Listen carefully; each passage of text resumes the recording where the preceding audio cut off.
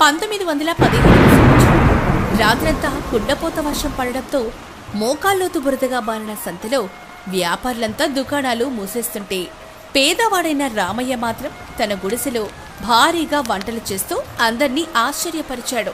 చేచే, ఏంట్రా ఈ దరిద్రపు బురద? నిన్ననే పట్టణం నుండి తెప్పించుకున్న నా కొత్త తోలు బూట్లు పూర్తిగా పాడైపోయినాయి. ఇవాళ సంతలో దుకాణం తెరిచినా మన మొహం మనం చూసుకోవాల్సి వస్తుందే తప్ప ఒక్క ఈగ కూడా వాలదు. ఈ కుండపోత వర్షానికి జనాలు ఇళ్లలో నుంచి బయటికి కాలు పెడతారా? నా హోటల్ తలుపులు తీసి ఉంచడం దండగా. అవునండి సుబ్బారావు గారు, దారంతా మోకాల్లోతు బురద, ఎద్దుల బండ్లు కాదు కదా, మనుషులు నడవడానికి కూడా వీల్లేదు. ఈ రోజు ఒక్క కస్టమర్ కూడా ఈ సంత వైపు కన్నెత్తి చూడడు. నేను నా కూరగాయల దుకాణం ఇప్పుడే మూసేస్తున్నాను. ఈ వర్షానికి కూరగాయలు కుళ్ళిపోయినా పర్లేదు గానే ఈ చలిలో ఈ బురదలో నేను ఒక్క క్షణం కూడా నిలబడలేనండి. నా పెద్ద హోటల్ కూడా మూసేస్తున్నాను. పక్క ఊర్ల నుండి జనాలు నడిచి రారు. ఈ ఊరి జనాలు వెచ్చగా ఇళ్లల్లో ముసుగు తన్ని పడుకుంటారు. వాళ్లకు రుచులు ఎందుకు గుర్తొస్తాయి? ఇప్పుడు నేను నా వంట వాళ్ళతో బిర్యానీలు, కూరలు వండిస్తే అన్నీ సాయంత్రానికి పందుల పాలు అవ్వాల్సిందే. వేలాది రూపాయల పెట్టుబడి బూడిదలో పోసిన పన్నీర్ అవుతుంది. నేను వంట వాళ్ళని ఇళ్లకు పంపించేస్తున్నాను. మీరందరూ కూడా ఇళ్లకు వెళ్ళిపోండి. ఈరోజు వ్యాపారం దేవుడికి అర్పితం. వ్యాపారులంతా తమ దుకాణాలు మూసేసి నిరాశగా వెళ్లిపోతున్నారు. కానీ ఆ సంత చివర ఉన్న రామయ్య చిన్న గుడిసెలో మాత్రం మంటలు ఎగసిపడుతున్నాయి. ఒక పెద్ద రాగి గిన్నెలో రొయ్యల కూర, మరో పెద్ద గిన్నెలో బిర్యానీ ఉడుకుతూ ఉన్నాయి. ఆ కూరల సువాసన వర్షపు గాలిలో కలిసి సంతంతా వ్యాపిస్తోంది. సుబ్బారావు ఇంటికెళుతూ రామయ్య గుడిసె ముందు ఆగాడు. ఆ సువాసనకు అతనికి ఆశ్చర్యం వేసింది. ఈ వర్షంలో వీడేంటి పండగ భోజనంలాగా ఇంత వంట చేస్తున్నాడని అందరూ అనుకున్నారు. ఏమయ్యా రామయ్య, నీకేమైనా మతిపోయిందా? లేక ఈ చలికి బుర్ర పని చేయడం మానేసిందా? ఈ బురదలో సంతకు ఏ కుక్క రాదని తెలుసు కూడా నువ్వేంటి గిన్నెల నిండా వంటలు వండేస్తున్నావు? ఆ పొగ చూస్తుంటే కనీసం 10 కేజీల మాంసం వండుతున్నట్టున్నావు. నీకేమైనా పిచ్చి పట్టిందా? నమస్కారం అండి సుబ్బారావు గారు. పిచ్చి కాదండి, మీరు ఊర్లో అతిపెద్ద వ్యాపారులు, మీ లెక్కలు వేరు. వాన వస్తే లాభం రాదని మీ లెక్క. కానీ నాలాంటి పేదోడికి లెక్క వేరు సార్. నా లెక్క ఎప్పుడూ మనిషి ఆకలి మీదే ఆధారపడి ఉంటుంది. ఆకలి వర్షాన్ని చూడదు కదండి. ఏంట్రా నీ పేదవాడి లెక్క? నా హోటల్కే దిక్కులేదు. ఇక నీ గుడిసెకు కస్టమర్లు ఆకాశం నుండి ఊడిపడతారా ఏంట్రా? ఈ వర్షంలో ఆ బురద దాటుకొని నీ దగ్గరికి ఎవడొస్తాడు? నీ భార్య కష్టపడి వండుతున్న ఇవన్నీ రాత్రికి పారబోసుకోవాల్సిందే. చూడ, నీ పెట్టుబడి మొత్తం ఈ బురద పాలు కావడం ఖాయంరా. నువ్వు సర్వనాశనం అయిపోతావు. వర్షం పడితే ప్రజలు ఇంట్లో కూర్చుంటారు సార్, అది నిజమే. కానీ ఆకలి మాత్రం ఇంట్లో కూర్చోదు కదా. చలి పెరిగే కొద్దీ కడుపులో ఆకలి మంట పెరుగుతుంది. ఆ మంటే వాళ్లను నా గుడిసె దాకా నడిపిస్తుంది. ఆ దేవుడి మీద, నా భార్య చేతి రుచి మీద నాకు అపారమైన నమ్మకం ఉంది. అరేరే, నీ పిచ్చి ముదిరిపోయింది రామయ్య. నీ వేదాంతం వినడానికి నాకైతే సమయం లేదు. సాయంత్రం నీ వంటలు ఎవరు కొనక ఆ పందులు, వీధి కుక్కలు తింటుంటే వచ్చి చూసి నవ్వుకుంటానులే. అప్పుడు నీ ఏడుపు ఎలా ఉంటుందో నేను చూడాలి. సుబ్బారావు తన గొడుగేసుకుని దర్జాగా వెళ్ళిపోయాడు. అది చూసిన రామయ్య భార్య సీతమ్మ వణికిపోతూ కన్నీళ్లు పెట్టుకుంటూ గుడిసెలో నుంచి బయటకొచ్చింది. ఏవండి, సుబ్బారావు గారు చెప్పింది అక్షరాల నిజమే కదండి. ఈ వర్షంలో దారంతా మోకాల్లోతు బురదగా ఉంది. మన గుడిసెకు కస్టమర్లు ఎలా వస్తారు? ఎవరైనా గాల్లో తేలుకుంటూ మాయమై వస్తారా? ఆయన అన్నట్టు మనం నిజంగానే సర్వనాశనం అయిపోతామా ఏంటి? నాకు చాలా భయంగా ఉందండి. భయపడకు సీతమ్మ. సుబ్బారావు గారు గర్వంతో ఆలోచించారు. ఆయనకు వ్యాపారం అంటే డబ్బు, నేను అవసరంతో ఆలోచించాను. నాకు వ్యాపారం అంటే ఆకలి తీర్చడం. వంట పూర్తయిందా లేదా చెప్పు. వాసనైతే భలే వస్తుంది. ఆ మసాలా ఘాటికి నాకే నోరూరుతోంది. ఉడుకుతోందిలేండి. మీరు నిన్న రాత్రి మొండి పట్టుబట్టి చెప్పారని 10 కేజీల రొయ్యలు, 10 కేజీల కోడి మాంసం, పెద్ద గిన్నెడి బిర్యానీ వండాను. మన జీవితాంతం కూడబెట్టుకున్న పెట్టుబడంతా దేనిగా అయిపోయింది. ఇవాళ ఒక్క కస్టమర్ రాకపోయినా మనం రేపటి నుంచి అడుక్కోవడానికి రోడ్డున పడడం ఖాయం. నా ప్రాణం పోయేలా ఉందండి. ఏడవకు సీతమ్మ. నీ వంట రుచి మీద నీకు నమ్మకం లేదా? నీ చేతి వంట అమృతంలాగా ఉంటుంది. ఆ రుచి ముందు ఈ బురద, ఈ వర్షం ఒక లెక్క కాదు. మన కష్టం ఎప్పుడూ వృధా పోదు. ఇవాళ మన తలరాత మారబోతోంది చూడు. నువ్వు ధైర్యంగా ఉండు. ఏంటండి మీ నమ్మకం? ఇంత పెద్ద హోటల్ ఉన్న సుబ్బారావు గారే ఇంట్లో నుంచి ఎవరు బయటకు రారని వాళ్ళ దుకాణం మూసేసి వెళ్ళిపోతూ ఉంటే మీరు మాత్రం గుడిసెలో కూర్చొని ఇంత ధైర్యంగా ఉన్నారు.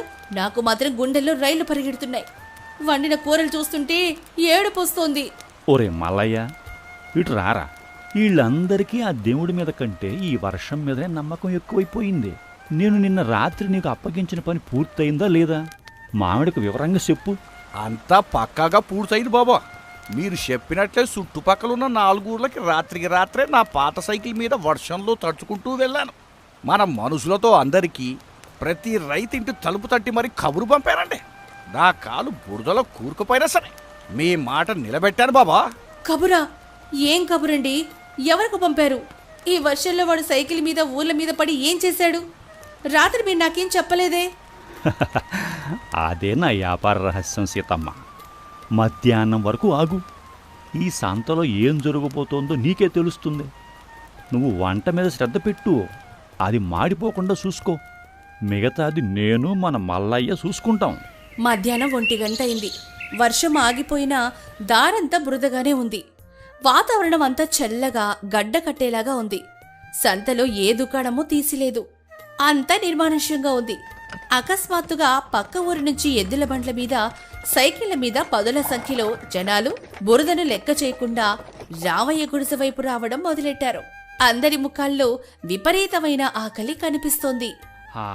ఒరేయ్ రామయ్య, ఉన్నావా లేదా? ఆ బురదదారిలో బండి లాక్కు రావడానికి నా ప్రాణం పోయిందిరా బాబో. కానీ నీ గుడిసె దగ్గరికి రాగానే వస్తున్న రొయ్యల కూర వాసన నా ప్రాణాన్ని మళ్ళీ నిలబెట్టిందే. త్వరగా ఒక పెద్ద పళ్ళెం రొయ్యల కూర, బిర్యానీ తీసుకురా. ఆ వాసనకు కడుపులో పేగులు కాలిపోతున్నాయి, సలికి ఎముకలు కొరికేస్తున్నాయి.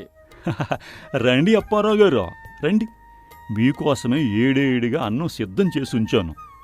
లోపల సాప మీద కూర్చోండి. ఈ వర్షంలో ఇంత చలిలో మీకు కడుపు నిండా ఎచ్చటి భోజనం పెట్టడం నా బాధ్యత. ఏవండి, నా కళ్ళు నన్ను మోసం చేస్తున్నాయా? ఈ బురదలో పక్క ఊరి జనాలు ఇంతమంది మన గుడిసెకు క్యూ కడుతున్నారేంటి? ఇదెలా సాధ్యం? వీళ్ళంతా ఇళ్లలోంచి ఎలా వచ్చారు బయటికి? దేవుడా, జనాలు ఇంకా వస్తూనే ఉన్నారు బాబా. లోపల కుర్చీలన్నీ నిండిపోయినాయి. బయట చెట్ల కింద పాత చేపలు వేస్తున్నారు. అయినా జనాలు ఆగడం లేదు.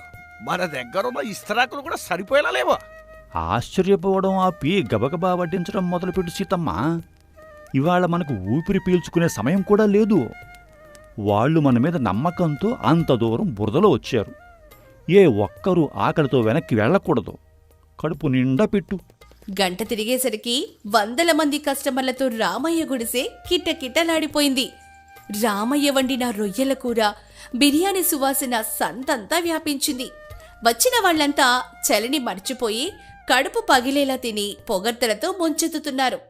వండిన 10 కేజీల మాంసం అప్పుడే సగానికి పైగా అయిపోయింది. మధ్యాహ్నం 2 గంటల సమయం. రామయ్య వంటలు అమ్ముడుపోకుండా పందులు తింటుంటే చూసి నవ్వుకుందాం, వాడి ఏడుపు చూద్దాం అని సుబ్బారావు తన గొడుగు పట్టుకుని మళ్లీ సంతకొచ్చాడు. కాని అక్కడ దృశ్యం చూసి వాడి కళ్ళు బయలు కమ్మాయి. రామయ్య గుడిసె ముందు జాతరలా జనాలున్నారు. అందరూ ఆబగా తింటున్నారు. ఏంట్రా ఇదే? నా కళ్ళు ఏమైనా చెదిరాయా? లేక ఈ రామయ్య గాడు నాకేమైనా మంత్రం వేశాడా? ఈ బురదలో వాడి గుడిసె ముందు ఇంతమంది క్యూ కట్టారేంట్రా? నా హోటల్కి కూడా ఎప్పుడు ఇంతమంది రాలేదే. వీళ్ళంతా మనుషులేనా లేక దయ్యాలా?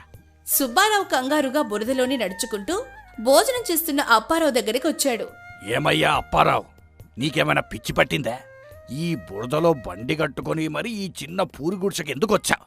అంత ఆకలిగా ఉంటే అడిగితే నా పెద్ద హోటల్కి రావచ్చు కదా.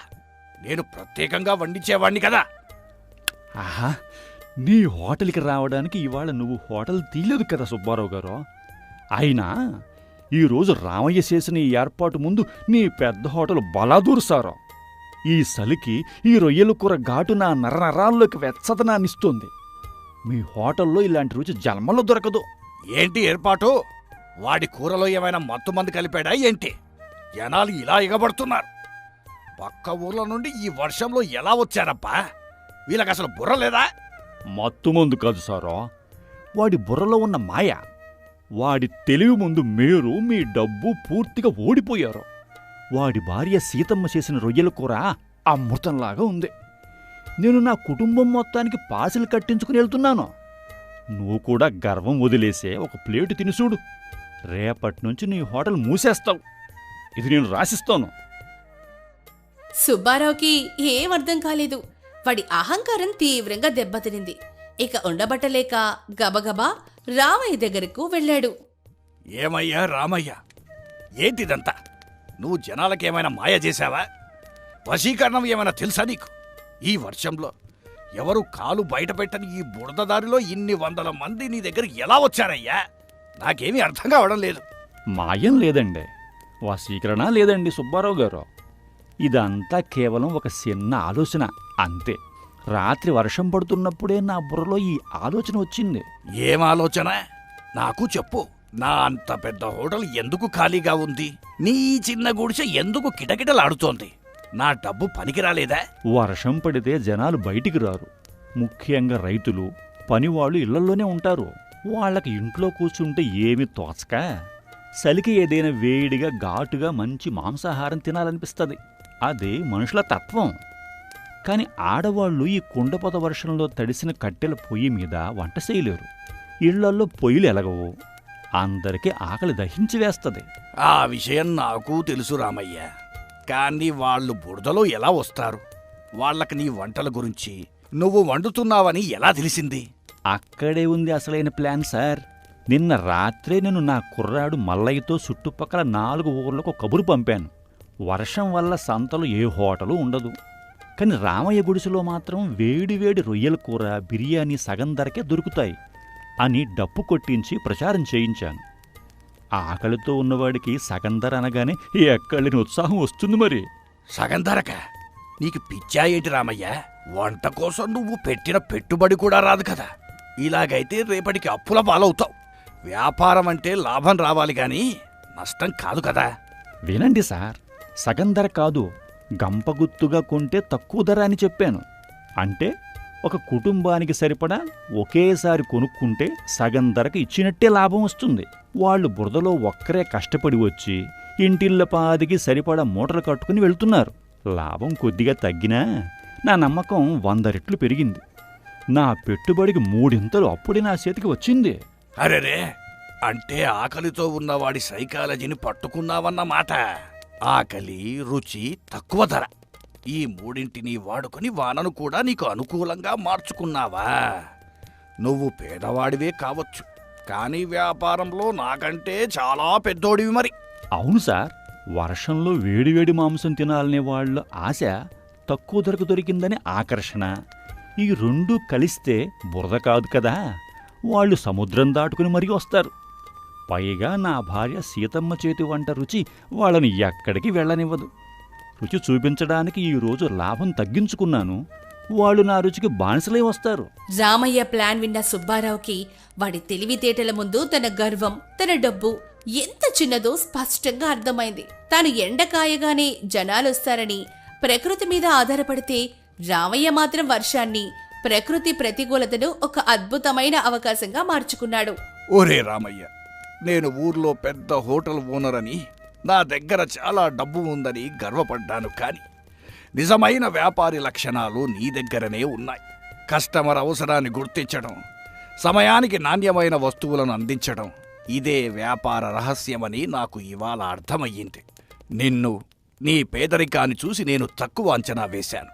నన్ను మనస్ఫూర్తిగా క్షమించు రామయ్య.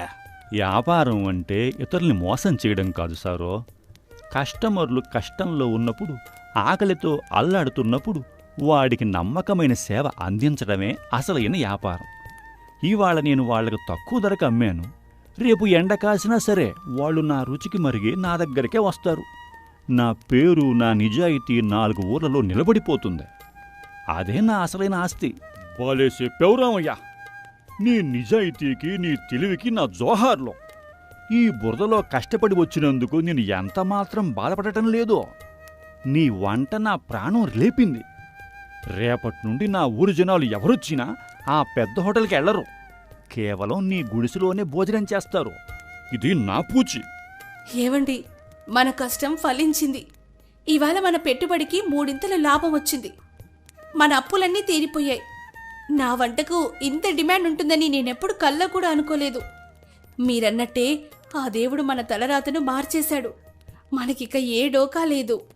ఆ సంఘటనతో సుబ్బారావు తన తప్పును, తన అహంకారాన్ని తెలుసుకొని రామయ్యని మెచ్చుకొని అక్కడి నుంచి వెళ్ళిపోయాడు. ఆ ఒక్క వర్షం రోజున రామయ్య వేసిన తెలివైన ప్లాన్ వల్ల వాడి గుడిసె పేరు చుట్టుపక్కల 10 ఊర్లకి పాకింది. కష్టకాలంలో ఆకలిని ఒక వ్యాపార అవకాశంగా, అదే సమయంలో తోటి మనుషులకు ఒక గొప్ప సేవగా మార్చిన రామయ్య తెలివి అందరినీ ఎంతగానో ఆకట్టుకుంది. రామయ్య తన నిజాయితీతో, సీతమ్మ తన అద్భుతమైన చేతిరుచితో కొద్ది రోజుల్లోనే ఆ సంతలోనే అతిపెద్ద వ్యాపారులుగా ఎదిగారు. పేదరికం వారిని ఆపలేకపోయింది. నీతి: సమస్య వచ్చినప్పుడు భయపడి వెనకడుగు వేసేవాడు జీవితంలో ఎప్పటికీ ఓడిపోతాడు.